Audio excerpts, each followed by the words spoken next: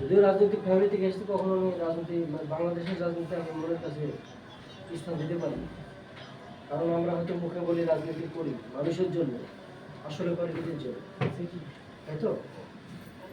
আমার কাছে যেটা মনে হয়, যারা হয়তো শহীদ হয়েছেন, মানুষজন তাদের দেশ তালেসন করেন, ইনারা যে রক্ত দিয়ে এই দেশকে যেরকম ভাবে পুনরায় বলবো স্বাধীন করেছে, সেই সত্তাটাকে আমরা শুধু মুখে বলে না, অন্তরে বিশ্বাস করে বা অনুধাবন করে সেটাকে সুদূর প্রসারী চিন্তা ভাবনা নিয়ে আমার মনে হয় যে একটি নাগরিক কমিটি যেনারা করেছেন সেই সত্তাটা যেন নষ্ট না হয়। আসলেই আমরা আসলে স্বাধীন হয়েছে কিনা আমার কাছে মনে হয়নি এখনো স্বাধীন আমরা করতে পেরেছি। কেন বলবেন, হয়তো প্রশ্ন সবারই আসবে।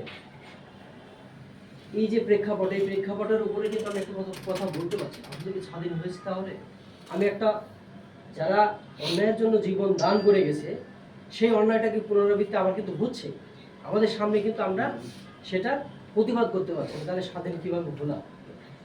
সেই সত্তাটা কিন্তু এখনো বিরাজমান। দিনের বেলায় একটা সাধারণ মানুষ হয়তো ব্যবসা করে যাচ্ছে, তার জীবনের ঝুঁকি এখন সন্ধ্যার পার হলে একটি মানুষ হয়তো তার সর্বস্ব দিয়ে করে গাড়ি নিয়ে ব্যতিক্রম রাজনীতি। একজন মনে করেন ডাকাত, তাকে অপহরণ।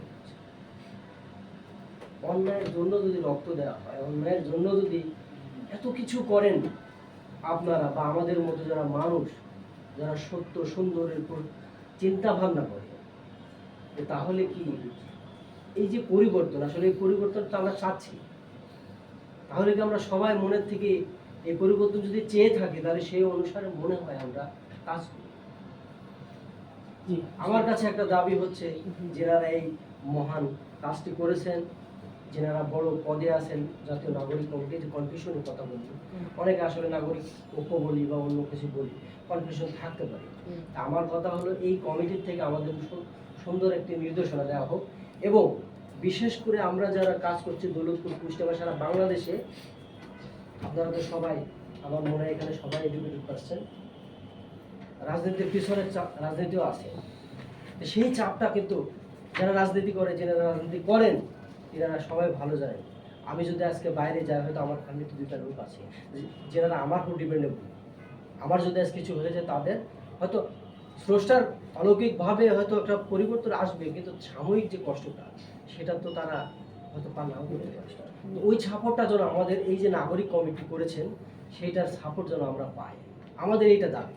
এবং মূল সত্তা হচ্ছে, আমরা যেই উদ্দেশ্যে কাজ করব বা করছি, সেইটা যেন অবশ্যই নিজের থেকে হয় এবং ভিতর থেকে হয়, এটুকু আমার দাবি।